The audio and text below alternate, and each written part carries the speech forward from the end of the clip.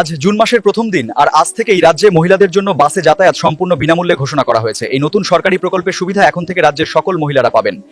আজ 1 জুন রাজ্য সরকারের প্রতিশ্রুতি মতো 1 জুন 2026 সরকারি বাসে মহিলাদের জন্য সম্পূর্ণ বিনামূল্যে যাতায়াত সেই পরিষেবা কিন্তু আজকে চালু হলো। তবে যে কটি বিষয় বলা হয়েছে, যে কোনো সচিত্র পরিচয়পত্র রাজ্য সরকারের যে কোনো কার্ড থাকলে কিন্তু বিনামূল্যে যেতে পারবেন এবং এর পরবর্তী সময়ে পুরসভা বা ব্লক স্তরে পিঙ্ক কার্ড দেওয়া হবে। পিঙ্ক কার্ড দেওয়া যতদিন না হচ্ছে নিজের পরিচয়পত্র হতে পারে, ভোটার কার্ড, প্যান কার্ড কিংবা আধার কার্ড হতে পারে, যে কোনো প্রাতিষ্ঠানিক তার পরিচয়পত্র, স্কুল কলেজের পরিচয়পত্র।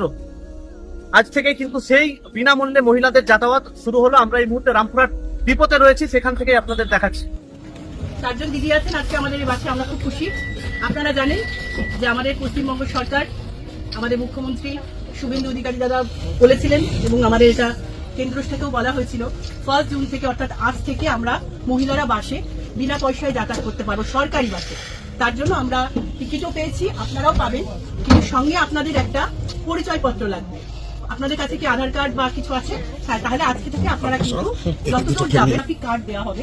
এটা যারা আপনারা পৌরসভায় আছেন পৌরসভা থেকে পাবেন, এবং যারা আপনারা ব্লক স্তরে আছেন তারা ব্লক স্তর থেকে বা আপনাদের ব্লক অফিস থেকে পাবেন। ঠিক আছে? আজকে এই প্রকল্পের এটা এসি নন এসি যে কোনো মানে ডিস্টেন্স যতদূর রাজ্যে যে কোনো প্রান্তে কিন্তু সরকারি বাস হতে হবে।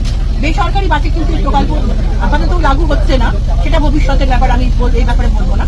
কিন্তু এসি নন এসি যত দূর যাবেন সরকারি প্রকল্পের ক্ষেত্রে একদম বিনা পয়সায় যাওয়া যাবে।